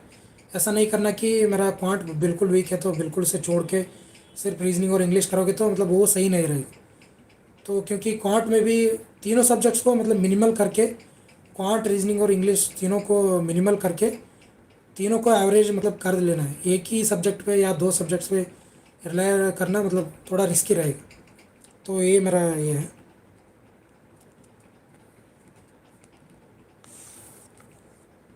और सोर्स और बुक मटेरियल के बारे में बता दूं तो वही स्टैंडर्ड जो सब लोग फॉलो करते हैं वही है। हिस्ट्री के लिए मैंने मॉडर्न के लिए स्पेक्ट्रम किया था और क्लास नोट्स थे। और और एंशियंट मिडिवल के लिए तो मैंने पहले विजन विजन आईएएस का वीडियोस देख लिया था, और उन्हीं का क्लास नोट्स पढ़ के पहला अटेम्प्ट था। और सेकंड इस साल जो अटेम्प्ट इस साल भी मैं प्रिपेयर प्रिपेयर कर रहा था। तो इस साल मैं तमिलनाडु का जो 11th का हिस्ट्री का बुक है वो कर रहा था। और आर्ट एंड कल्चर के लिए मैंने नितिन सिंघानिया नहीं किया है, सिर्फ मैंने 11th का एक एनसीईआरटी बुक आता है आर्ट एंड कल्चर का, तो सिर्फ वो पढ़। और जियोग्राफी के लिए एनसीईआरटी काफ़ी है। एनसीईआरटी मतलब 11th का 12th का जो एनसीईआरटी है वो दोनों मतलब काफ़ी हो जाएंगे। और उसके साथ वर्ल्ड एनवायरनमेंट के लिए जीसी लियोंग कर सकते हो, जो सेकंड पार्ट में आता है जीसी लियोंग में। तो वो अच्छा दिया है जीसी लियोंग में। तो जीसी लियोंग उस तरह यूज़ कर सकते हैं। और शुरू में शुरू जियोग्राफी शुरू करने से पहले मैं यूट्यूब में राज तनील मैम का वीडियोस थे, मुन्नाल सर का जो यूट्यूब चैनल है उनको देख लिया था, तो उससे बेसिक अंडरस्टैंडिंग अच्छा मिल जाता है, नोट्स भी बना सकते हैं। और इकोनॉमी के लिए मेरा तो मुन्नाल सर का क्लास किया था, और उन्हीं का हैंड आउट दिए थे उन्होंने, तो वही काफ़ी हो जाता। उनके लिए सेल्फ नोट्स तो मैंने नहीं बनाया था, सिर्फ उनका प्रिंटेड नोट्स आ जाता, तो उसी का काफ़ी हो जाता। और एनवायरनमेंट के लिए मैंने पीएमएफआईएस किया था। और क्लास नोट्स भी थे मेरे, क्लास नोट्स जो प्रीलिम्स का कोचिंग था उसका क्लास नोट्स थे। और पॉलिटी के लिए तो लक्ष्मीकांत था और क्लास नोट्स थे उसके। साइंस एंड टेक के लिए मैंने डॉक्टर शिवन सर का एक क्लास था उनका, तो उनका क्लास देख के उनका उन्हीं का नोट्स था, उस पीडीएफ पीटी का पीपीटी का उनका पीडीएफ था, तो उसी से मैंने रिवाइज कर लिया था। और उन्होंने शॉर्ट के लिए भी वन पेजर नाम का कुछ नोट्स भी दिया था, तो वो काफ़ी यूज़फुल था। तो साइंस एंड टेक वहाँ से कवर किया गया था। और आईआर के लिए भी सर का ही मतलब PT 365 किया था। और PT 365 का वो 3 आवर से एक वीडियो भी बना दिए थे यूट्यूब में, तो उससे भी मतलब अच्छे से कर हो गया था। आयर के लिए मैंने क्लास तो नहीं देखा है, सिर्फ क्योंकि वैसे भी मेरा स्पेसिफिक फोकस तो आईएफएस पे था, तो इसीलिए मैं आयर जो इंटरनेशनल रिलेशन जो है आईएफएस मेंस में नहीं, एस मेंस में रहता है पर यहाँ पे नहीं रहता, तो इसीलिए मैंने आयर का क्लास नहीं देखा था। सिर्फ मैं प्रीलिम्स के लिए जितना यूटिलिटी है सिर्फ PT 365 देख लिया था। और शिविन सर का जो कंपाइल्ड PT 365 का 3 आवर्स का क्लास था उसको देख लिया था। तो उसके साथ यूट्यूब और टेलीग्राम जो चैनल्स हैं यही है कि ISPCS पाठशाला अच्छा है। वो मतलब जो भी स्ट्रैटेजी हो गया, मतलब कैसा पढ़ना है, कैसा रिवीजन करना है, बाकी मतलब बहुत सारे डाउट्स जो होते हैं उनके ऑलरेडी वो मतलब वीडियो बना चुके हैं यूट्यूब में, तो उनको देख सकते हो। और टिप्स एंड ट्रिक्स के लिए भी वीडियोस बना दिए हैं ISPCS पाठशाला, और डॉक्टर शिवन सर का भी यूट्यूब चैनल है और टेलीग्राम चैनल भी है दोनों का। और करंट अफेयर्स के लिए स्टडी IQ का यूट्यूब चैनल फॉलो कर लेता था मैं। तो मेरा तो सोर्स यही था कि क्लास नोट्स जो भी मतलब प्रीलिम्स कोचिंग के टाइम जो क्लास मैंने ले लिया था, तो उनके साथ साथ क्लास के साथ साथ मैंने क्लास नोट्स बना लिए थे, तो उनका क्लास नोट्स था। और स्टैंडर्ड बुक्स जो मैंने बताया स्टैंडर्ड बुक्स थे। और उसके साथ लास्ट में जो प्रीलिम्स प्रिपरेशन करते वक्त PT 365 करंट अफेयर्स के लिए कवर किया था, वो भी सेलेक्टेड किया था मैंने।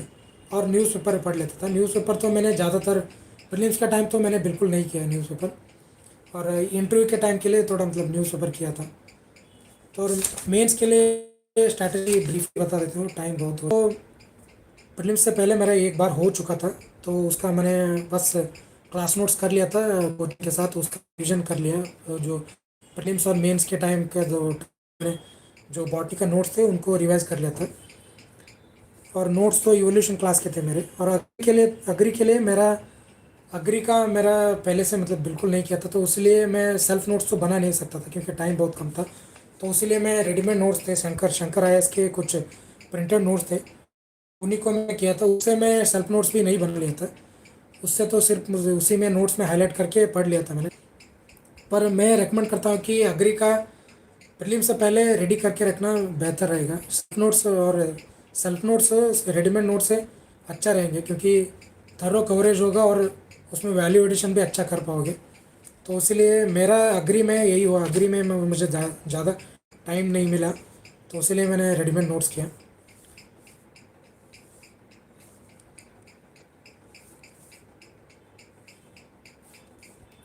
और मेंस के टाइम मेरा यही रहता था कि नोट जो है उनको रिवाइज कर लेता था, और उसके साथ साथ जब भी जो एक एक टॉपिक जो सिलेबस में कवर होते थे उनका मैं 5 ईयर का PYQ ले लिया था मैंने। कंपाइलेशन जाएंगे, तो उनका कंपाइलेशन लेके हर एक टॉपिक जब ख़त्म हो जाता था, उनके जितने भी 5 ईयर्स का जो क्वेश्चंस आए हैं, तो उनको उनके लिए आंसर प्रिपेयर कर लेता था मैं।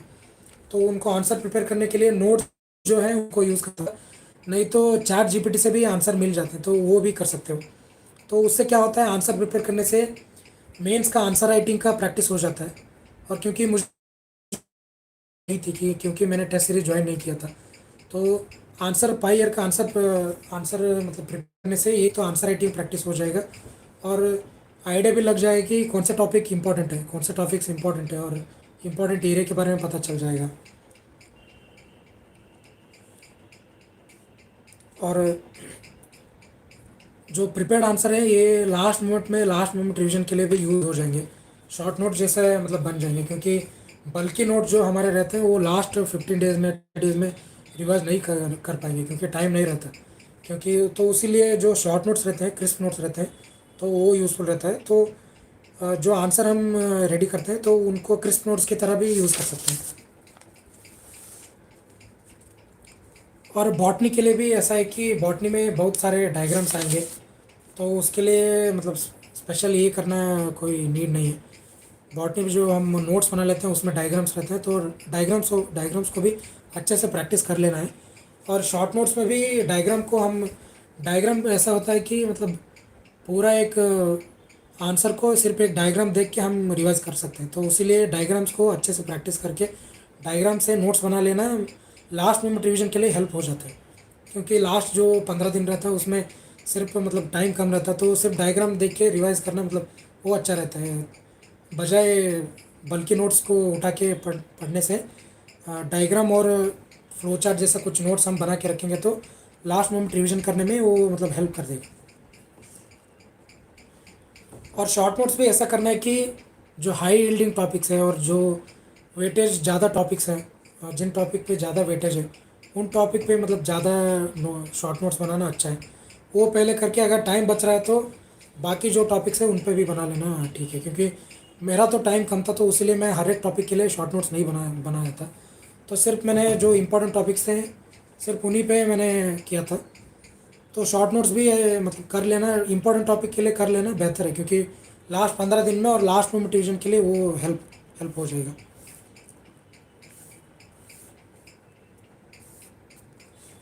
और जीके के लिए जैसे मैंने बताया, सिर्फ मैंने प्रीलिम्स का जो मेरे नोट्स थे, क्लास नोट्स थे, सिर्फ उनको रिवाइज करता था।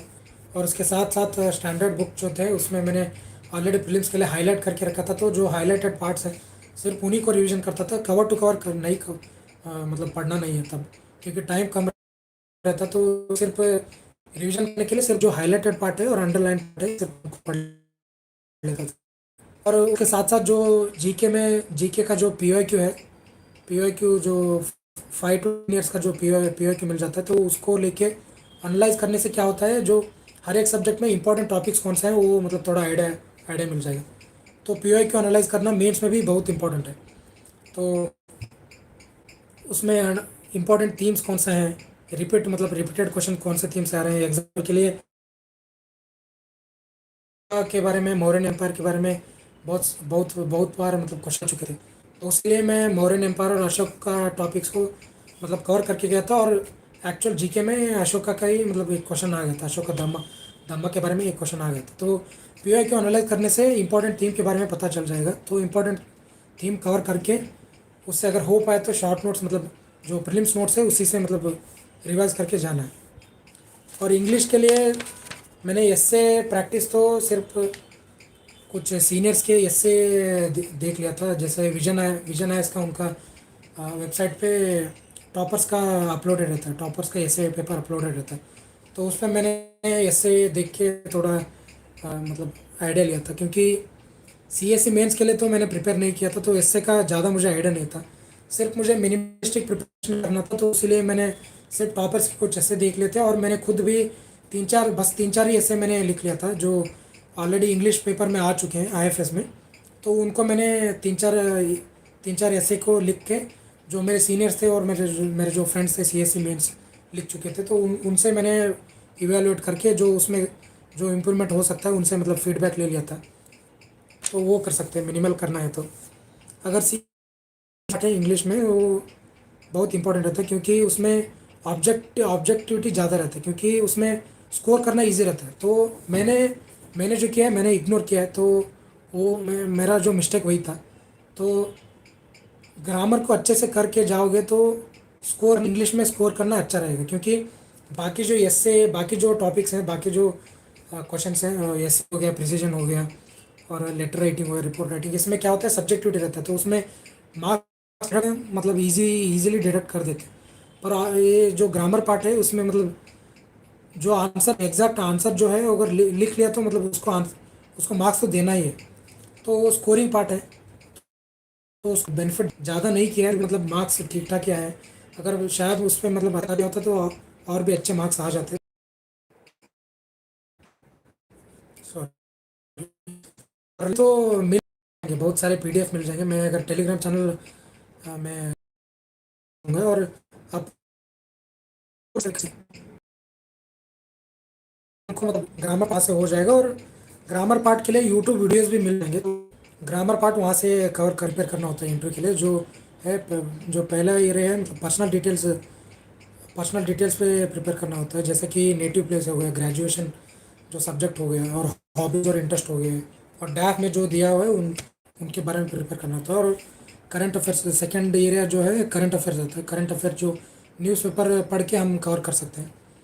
और स्पेशली करंट अफेयर्स में जो ऑप्शनल के लिए रिलेवेंट है, और जो हमारे ऑप्शनल सब्जेक्ट हो गए और हमारे ग्रेजुएशन सब्जेक्ट हो गए, उनके रिलेवेंट जो भी न्यूज़ आ रहा है उनका अच्छे से कवर करके जाना है। उनका इंटरव्यू में क्वेश्चन आना प्रोबेबिलिटी ज़्यादा रहता है।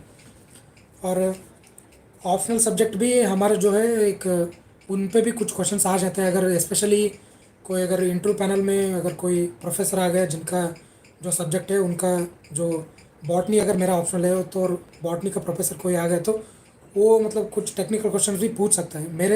मेरे पैनल में तो कोई नहीं था, फिर भी चांसेस रहता है कि कुछ टेक्निकल क्वेश्चन भी आ सकते हैं। तो इसीलिए ऑप्शनल भी कुछ टच करके जाना है इंटरव्यू के टाइम। तो यही है कि डैफ पे और करंट अफेयर्स पे और ऑप्शनल, ये तीन एरिया हैं जो प्रिपेयर करना है। डैफ पे प्रिपरेशन ऐसा करना है कि पहले जो ट्रांसक्रिप्ट हैं प्रीवियस ईयर के सारे ट्रांसक्रिप्ट के थ्रू, स्पेशली 5 साल के प्रीवियस 5 साल के जो ट्रांसक्रिप्ट है उनको एक बार गो थ्रू करेंगे तो एक आइडिया आएगा कि क्वेश्चंस कैसे कैसे पूछ सकते हैं। और उनमें ट्रांसक्रिप्ट में लिखा होता है कि कीवर्ड्स क्या थे और क्वेश्चंस कैसे कैसे आ गए। तो ट्रांसक्रिप्ट से एक बार तो उस पर आइडिया आएगा, तो उससे क्या क्या करना है उसके बाद ड्राफ्ट में जो भी कीवर्ड्स हैं हमें उनको नोट डाउन करना है। और जो कीवर्ड्स है उस पर कैसे कैसे क्वेश्चंस आ सकते हैं वो हम खुद क्वेश्चंस को प्रिपेयर करना है। क्वेश्चन प्रिपेयर करने के लिए ट्रांसक्रिप्ट में जब एक बार हम देख चुके होंगे तो हमें पता चलेगा कि क्वेश्चंस कैसे कैसे बन सकते हैं। तो डैप के कीवर्ड से हमें खुद क्वेश्चन बनाना है। क्वेश्चन बना के उस क्वेश्चंस के आंसर प्रिपेयर करना है। तो इंटरव्यू का जो नोट्स है यही रहता है कि क्वेश्चन जो हम खुद डैप से जो क्वेश्चन बने उनको आंसर प्रिपेयर करके रख देना।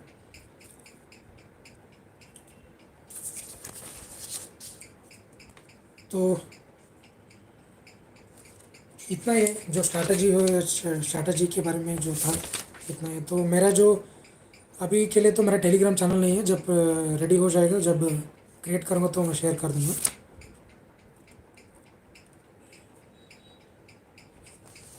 और अभी मैं जो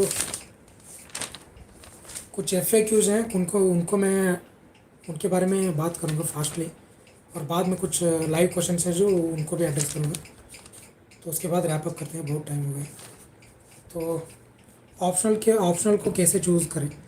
तो ऑप्शनल का जो है मेरे लिए जो था, अग्री मेरे लिए ऑब्वियस चॉइस था, क्योंकि मेरा वो बैकग्राउंड वही था।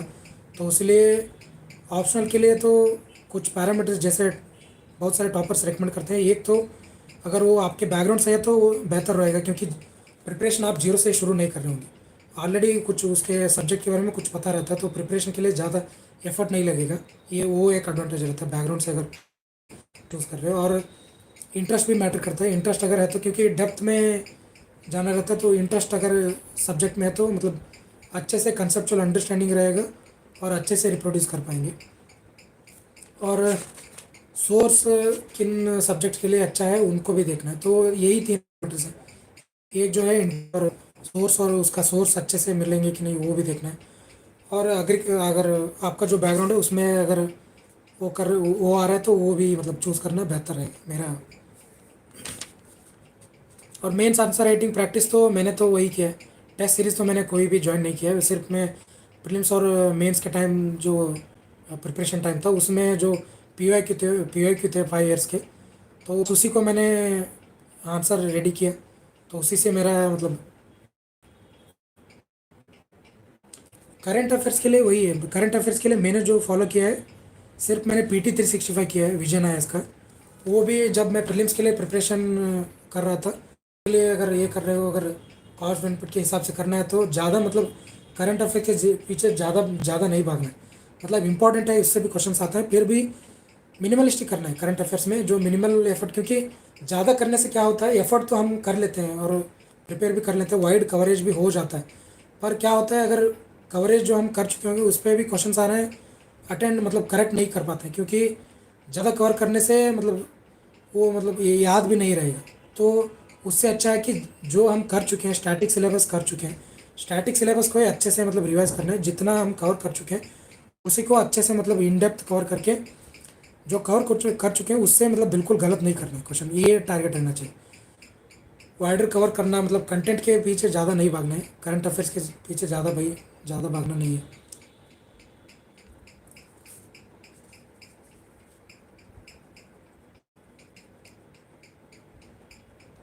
हाँ, CSAT के लिए अगर मार्क्स अच्छे आ रहे हैं तो मतलब ग्रांटेड भी नहीं लेना है, क्योंकि क्या होता है ना, एग्ज़ाम सेक्शन में हम गलती कर देते हैं, क्यों तो नहीं सेलेक्ट करना चाहिए, उन उन क्वेश्चन को अटेम्प्ट करके उसमें ज़्यादा टाइम वेस्ट कर देते हैं। तो टाइम जब वेस्ट हो जाता है तो और भी मतलब पैनिक करना शुरू कर देते हैं, तो टाइम वैसे भी उस क्वेश्चन पे टाइम वेस्ट हो गया, और अगले जो क्वेश्चन अटेम्प्ट कर रहे हैं उनमें भी गलती करने का चांस बढ़ जाता है। तो उसलिए ग्रांटेड तो नहीं लेना है। CSAT में जो मॉक टेस्ट और इंस्टीट्यूट के टेस्ट रहते हैं उन पे ज़्यादा मत रिले करिए, कि स्पेशली कॉम्प्रहेंशन के लिए। क्वांट और रीजनिंग के लिए क्वेश्चंस ठीक ठाक आ जाते हैं, पर CSAT का उसका जो मार्क्स आ रहे हैं उस पर मतलब ज़्यादा मतलब ये नहीं करना है। PYQ में स्पेशली रिसेंट के जो PYQ है 23 का हो गया, 22 का, 21 में, उसको अटेम्प्ट करके देखिए, और स्पेशली टाइम टाइम रेस्ट्रिक्ट करके देखिए, 2 आवर्स में ही करना है, ज़्यादा टाइम के नहीं करना, क्योंकि एक्चुअली उसको अटेम्प्ट कर लीजिए और उसमें कितने मार्क्स आ रहे हैं देख लीजिए। अगर अच्छा जो कवर कर चुके होंगे उन्हीं को मतलब अच्छे से रिवाइज करके प्रैक्टिस करना है। CSAT में क्या है, कवर करने से ज़्यादा मतलब प्रैक्टिस करना इम्पोर्टेंट है। जितना भी मतलब मिनिमल भी अगर कर रहे हो, जितने कर चुके होंगे उसी को मतलब अच्छे से प्रैक्टिस करना मतलब बेहतर है, क्योंकि कवर करने के बाद भी अगर प्रैक्टिस ठीक से नहीं हुआ है तो उस टॉपिक से क्वेश्चन भी आ रहा है फिर भी मतलब अटेम्प्ट नहीं कर पाएंगे। तो इसलिए ज़्यादा से ज़्यादा एक एक टॉपिक से जितने भी टॉपिक मतलब कवर कर रहे हो उससे मतलब अच्छे से प्रैक्टिस करना है। मीडियम तो IFS में सिर्फ इंग्लिश अलाउड है, तो इंग्लिश में ही करना पड़ेगा। CSE के लिए शायद लोकल लैंग्वेज अलाउड है, हिंदी हो गया, लोकल लैंग्वेज अलाउड है। तो अगर हिंदी में या लोकल लैंग्वेज में सोर्स अवेलेबल है तो उससे प्रिपेयर कर सकते हैं। पर आईएफएस के लिए तो सिर्फ इंग्लिश अलाउड है, तो इंग्लिश में ही करना पड़ेगा मेंस आंसर राइटिंग, तो वो है। और एफएक्यू में प्री एंड मेंस प्रिपरेशन साथ में करें या अलग से, तो इसके लिए भी यही है कि इनिशियली मेरा जो स्टार्ट इनिशियली मेरा तो सिर्फ प्रीलिम से फोकस था। स्पेशली जो जनवरी में मैंने कोचिंग शुरू किया था, तब तो मैंने सिर्फ, क्योंकि मेरा इनिशियली शुरू से ही आईएफएस मेरा टारगेट था, तो शुरू से ही मतलब मुझे लगा कि सिर्फ मतलब जी प्रीलिम्स पे अगर फोकस करूँगा तो इससे जीके भी कवर हो जाएगा। और वैसे भी मेंस में तो हमें जीके के बहुत सारे सब्जेक्ट नहीं रहते हैं, आईआर ये सब मतलब नहीं रहता, तो इसीलिए मैं मेंस का मतलब ज़्यादा नहीं सोचता था। सिर्फ जो प्रीलिम्स के सब्जेक्ट्स हैं उनको मतलब अच्छे से नोट्स बना उनको कर लिया, सिर्फ प्रीलिम्स के लिए किया शुरू में। बाद में जब मैं अगस्त से मेरा ऑप्शनल का कोचिंग शुरू हुआ, तब मैं क्या करता था, ऑप्शनल के कोचिंग के साथ साथ जो प्रीलिम्स के नोट्स बने थे बस कर लेता था। तो इनिशियली मैंने सिर्फ प्रीलिम्स के लिए फोकस किया, बाद में जब मेंस का प्रिपरेशन शुरू हुआ तो उसमें प्रीलिम्स और मेंस को दोनों को साथ में लेके जा रहा था मैं, तो वो कर सकते हो। और पीओक्यू एनालाइज कैसे करें, तो ये भी वही है कि पीओक्यू को मतलब पीओक्यू एनालिसिस का यूटिलिटी समझना है पहले। तो पीओक्यू एनालिसिस का यूटिलिटी यही है कि उससे ये पता चल जाए कि इंपॉर्टेंट टॉपिक्स कौन से हैं, और अलग ही रहता है। तो एनालाइज अच्छे से एनालाइज करने से उनका लैंग्वेज पता चल जाता है।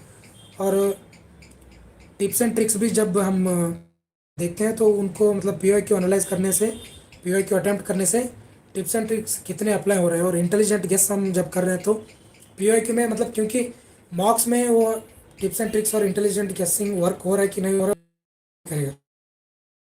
पीओक्यू में अगर हो रहा है तो मतलब उससे एक आइडिया आ जाएगा कि इंटेलिजेंट गेसिंग करना कैसा करना है, और टिप्स एंड ट्रिक्स कौन से अप्लाई हो रहे हैं और कौन से नहीं हो रहे हैं।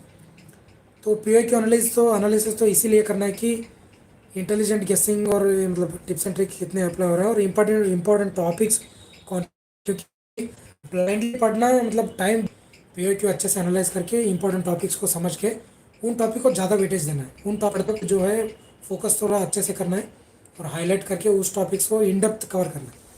तो पीओक्यू एनालाइज करने से इंपॉर्टेंट टॉपिक पता चल जाएंगे। तो पीओक्यू एनालाइज वही इसीलिए करना है। और ये भी होता है कि क्वेश्चंस आ जाएगा, वो अगर पीओ के हम अच्छे से कर चुके होंगे तो उससे मतलब अटेम्प्ट कर पाएंगे। और ऐसा भी होता है कि कभी कभी जो पीओ क्यू में ऑप्शन दिए होते हैं, ऑप्शन से उठा के क्वेश्चंस बना लेते हैं। तो जो स्पेशली एनवायरनमेंट में, ज्योग्राफी में ऐसा होता है, तो ऑप्शन में जो एनवायरनमेंट में जो स्पीसीज़ का नेम दिया होता है और उनको मतलब जो सही आंसर दिया वो हो गया, और बाकी के जो 3 ऑप्शन है उनको भी मतलब उन स्पीसीज़ के बारे में भी कुछ अगर मतलब सर्च करके या नोट से पढ़ लेंगे तो अगले मतलब नेक्स्ट नेक्स्ट टाइम आने का चांसेस रहता है। और पीओक्यू में ये भी होता है कि सिमिलर टाइप क्वेश्चन आते हैं। एग्जाम्पल 21 में अफगानिस्तान न्यूज़ में था, तो 21 में उसके बारे में तो उसमें क्वेश्चन ये आया था कि बॉर्डरिंग स्टेट के बारे में, बॉर्डरिंग नेशन के बारे में पूछ लिया था। तो उसी की वजह से मैं यूक्रेन का जो न्यूज़ था तो उस यूक्रेन को कर लिया था मैंने, यूक्रेन का बॉर्डरिंग नेशन जो वो कर लिया था। तो इसलिए तो वो मुझे 23 अटेम्प्ट में वो हेल्प कर गया। तो पीओ के एनालाइज ऐसा ही करना है कि यूपीएससी का लैंग्वेज कैसा है, और ऑप्शन जो है वो ऑप्शन को अच्छे से मतलब प्रिपरेशन करना है, और इम्पोर्टेंट टॉपिक कौन सा है वो मतलब सेलेक्ट करना है।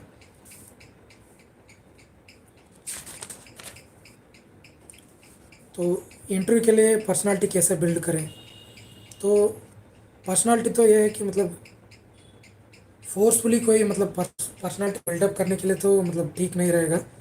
जो हमारा जो जेन्यून है इंटरव्यू में, तो ये रहा कि जेन्यून जो हमारा पर्सनालिटी है वही प्रेजेंट करना है वहाँ पे। मतलब ओवर स्मार्ट भी नहीं बनना है उन्हें इम्प्रेस करने के लिए, मतलब बहुत मतलब फ्लावरी लैंग्वेज यूज़ करके वो भी नहीं करना है। जो हम जेन्यून है, जेन्यून मतलब जेन्यून पर्सनालिटी हम अगर प्रेजेंट करेंगे तो वो मार्क्स दे देते हैं। तो और कुछ हॉबीज़ भी मतलब प्रिपरेशन शुरू करते हैं हॉबीज़ भी डेवलप करना वो ठीक रहेगा, क्योंकि हॉबीज़ पे ही कुछ क्वेश्चंस आ जाते हैं। और हॉबी जेन्यून हॉबी है, अगर फेक हॉबी के बजाय अगर जेन्यून हॉबी है तो अच्छे से आंसर कर पाएंगे। जिन अगर हॉबी पहले से मतलब डेवलप्ड है तो अच्छे से वहाँ पे इम्प्रेशन भी बढ़ेगा, जेन्यून जेन्यून मतलब जेन्यून हॉबी का इम्प्रेशन भी बढ़ेगा।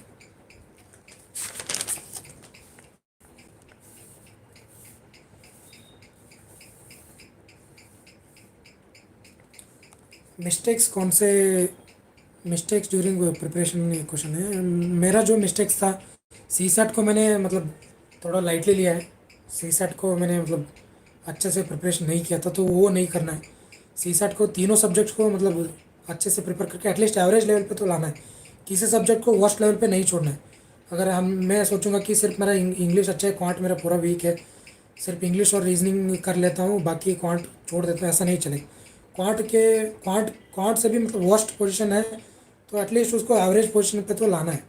तो मिनिमल तो मतलब एटलीस्ट इंपॉर्टेंट टॉपिक को सेलेक्ट करके उसको तो करके जाना है।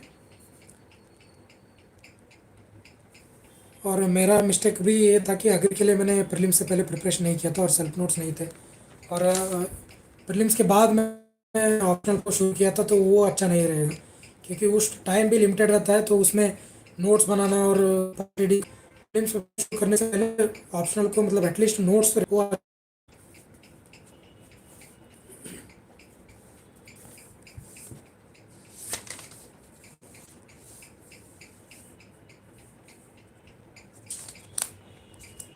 सेल्फ नोट्स और अदर्स नोट ये भी एक क्वेश्चन है। तो सेल्फ नोट्स अच्छा रहेगा, क्योंकि नोट्स में क्या है, हमारे मतलब वो नोट्स में लिखे होंगे और वैल्यूएशन भी अच्छा किए होंगे उसमें। और अदर्स के नोट से सेल्फ नोट्स को रिवीजन करने में टाइम ज़्यादा नहीं लगेगा, तो इसलिए बेहतर है कि सेल्फ नोट्स ही प्रिपेयर करें। और स्पेशली अगर प्रीलिम्स के लिए अगर कोचिंग ले रहे हैं, तो उसमें तो क्लास नोट्स बन जाएंगे, उसमें ज़्यादा ये एफर्ट नहीं लगेगा। और ऑप्शनल के लिए जो क्लास नोट्स बनेंगे, उसमें जो अगर नोट्स अगर बल्कि बन रहा है, तो बल्कि नोट से क्या है ना, कोई क्रिस्प नोट्स बना लीजिए, क्योंकि वो दो एक दो बार रीडिंग होने के बाद क्रिस्प नोट्स बना के बेहतर है कि क्रिस्प नोट्स रेडी करेंगे तो लास्ट 15 दिन में हो गया, और एग्ज़ाम सेंटर के बाहर जो रिवीजन करने के लिए वो क्रिस्प नोट्स हेल्प आ जाएंगे। तो सेल्फ नोट्स इसमें मतलब बना लेना बेहतर है।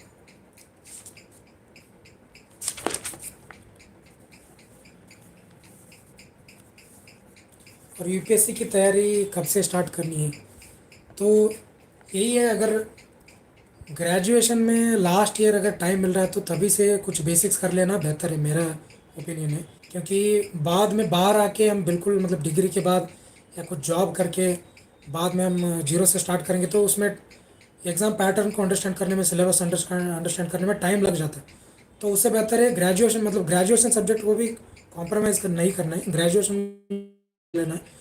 और उसके साथ साथ अगर फाइनल ईयर में टाइम मिल रहा है, तो कुछ बेसिक्स पढ़ लेना है।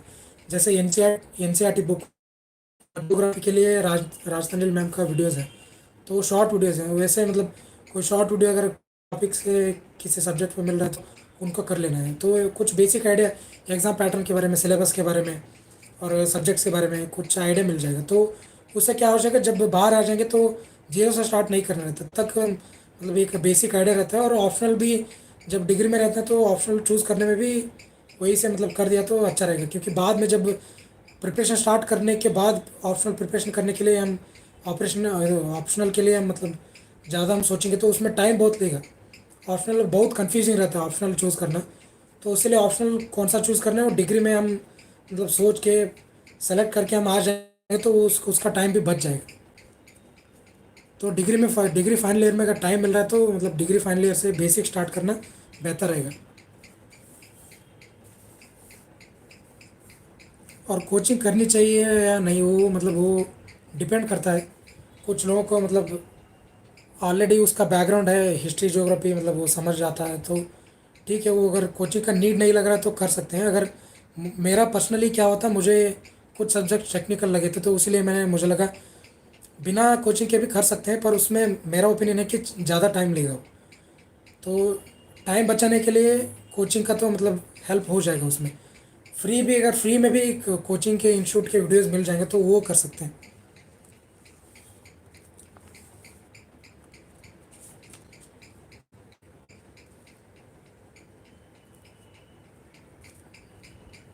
Use of social media for preparation, ये भी वही है कि यूट्यूब में कुछ चैनल्स हैं, जैसे मैंने ऑलरेडी बता दिया।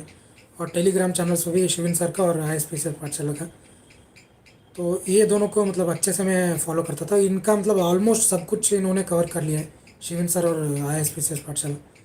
तो उन दोनों टेलीग्राम चैनल को और उनका यूट्यूब चैनल को फॉलो कर सकते हैं। तो दैट्स इट। तो मेरे मेरा तो इतना ही था, स्ट्रैटेजी मैंने बता दिया। तो अगर कुछ क्वेश्चंस है तो पूछ लीजिए, मैं आंसर कर लूँगा।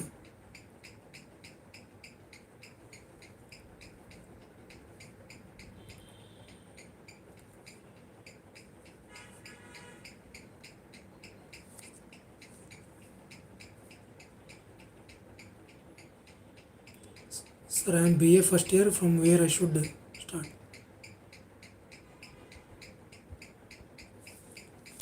तो फर्स्ट ईयर में अगर है तो ऑलरेडी सब्जेक्ट्स तो आपके BA हैं, तो अगर सब्जेक्ट्स भी वैसे भी जो यूपीएससी में है वही रहेंगे। तो अभी से मेरा सजेशन है, मेरा पर्सनल ओपिनियन है, अभी से मतलब शुरू करना ठीक नहीं रहेगा।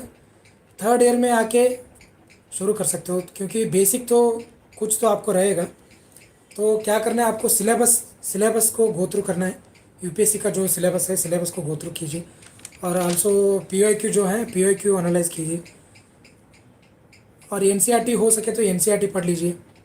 तो ये कर सकते हो, सेकेंड ईयर में हो तो ठीक है, थर्ड ईयर से शुरू कर सकते हो। मेरा पर्सनल ओपिनियन, आपको अगर लग रहा है अभी से करना है तो आप कर सकते हो। मतलब अभी स्टैंडर्ड बुक को तो जंप नहीं कीजिए, मेरा ओपिनियन है। अभी जो है बेसिक कीजिए, बस एनसीईआरटी कीजिए और PYQ देख लीजिए, और सिलेबस जो है सिलेबस को देख लीजिए। CSAT में 100 मार्क्स आ रहे हैं, क्या अच्छा है? 100 मार्क्स तो अच्छा है, मतलब 100 मार्क्स PYQ में आ रहे हैं तो अच्छा है। PYQ में स्पेशली रिसेंट वाले, क्योंकि डिफ़िकल्टी लेवल जो है ईयर ऑन ईयर बढ़ता रहेगा। लास्ट 2-3 ईयर्स का डिफ़िकल्टी लेवल जो है वो पहले के जो PYQ रहेंगे वो सिमिलर नहीं रहेगा। तो रिसेंट का जो 23 और 22 का पेपर में अगर अच्छे मार्क्स आ रहे हैं तो मतलब you are in a good position. Sir how to do CSAT के लिए तो मैंने बताया, मेरा तो वही था कि मैं क्रैश कोर्स कर लिया था, जो विजन आईएएस का था। उसमें जो सेलेक्टेड टॉपिक्स थे मैथ्स के और रीजनिंग के, तो सिर्फ उनको मैंने कर लिया था। एग्जांपल के लिए मैथ्स में तो एवरेज हो गया, रेशियो प्रोपोर्शन हो गया, परसेंटेज हो गया, और सिंपल इंटरेस्ट, कंपाउंड इंटरेस्ट, और रीजनिंग में ब्लड रिलेशन हो गया, डायरेक्शन, इनइक्वालिटी। ऐसे जो सेलेक्टेड टॉपिक्स थे सिर्फ इनको करके गया था मैं। और मेरा जो अप्रोच हो मैं वो रेकमेंड नहीं करूँगा, क्योंकि वो थोड़ा रिस्की है, गैम्बलिंग है। तो इसीलिए बेहतर है फुल कोर्स अगर कर पा रहे हो, अगर टाइम है तो फुल कोर्स करना बेहतर है, क्योंकि क्वांट के ऑलमोस्ट 40 क्वेश्चंस आते हैं। आपने कौन सी करी थी सर? वही मैंने जो बताया, CSAT को मैंने इग्नोर किया है। CSAT में मतलब इंग्लिश में मेरा ज़्यादा रिलायंस था। एक सब्जेक्ट पे या 2 सब्जेक्ट पे रिलाई करना अच्छा नहीं रहेगा। तीनों सब्जेक्ट को मतलब एवरेज लेवल पे लेके जाना बेहतर रहेगा। और ऑप्शनल को मतलब प्रीलिम्स प्रिपरेशन स्टार्ट करने से पहले ऑप्शनल एटलीस्ट एक बार हो गया तो मेंस के टाइम ज़्यादा हेक्टिक नहीं रहेगा। मेंस के टाइम क्या रहेगा, सिर्फ answer writing test series join कर सकते हो और आंसर राइटिंग कर सकते हो, और रिविजन अच्छे से हो पाएगा। तो इसलिए एग्री का वही प्रॉब्लम हुआ, इसलिए एग्री में स्कोर भी मेरा कम हुआ। तो इसलिए बेहतर है कि प्रीलिम्स प्रिपरेशन स्टार्ट करने से पहले एटलीस्ट एक बार तो कर लो। एक नोट्स भी अगर रेडी रहेगा तो अच्छा रहेगा।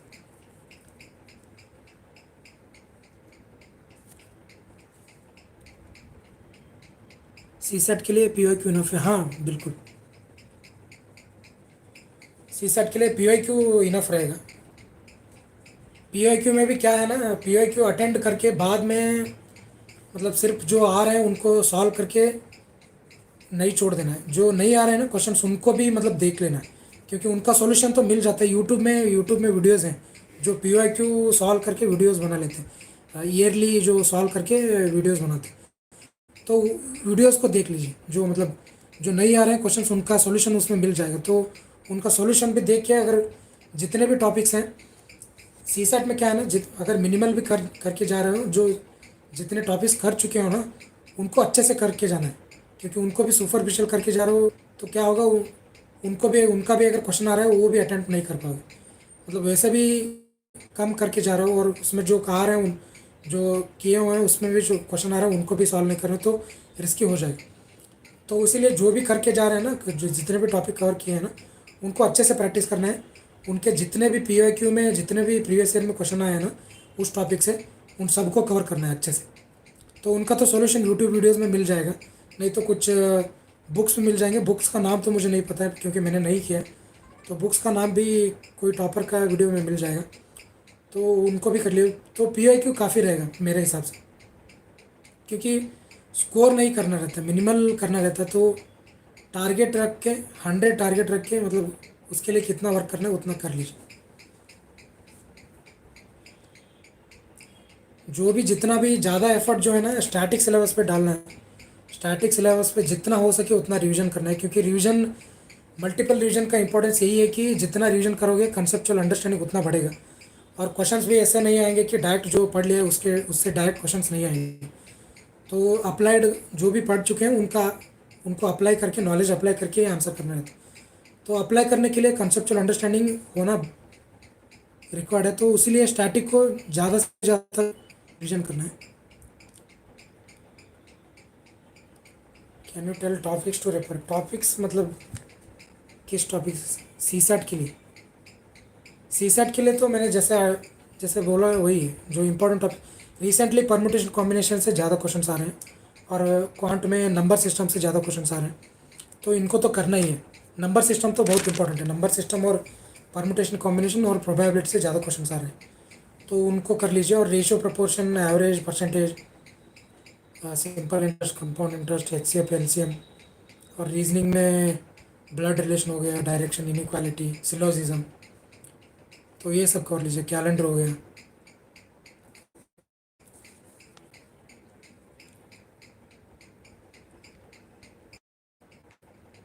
और कोई क्वेश्चन है तो पूछ लीजिए, नहीं तो रैप अप कर लेंगे। Once again thank you UPSC time for this opportunity, thank you.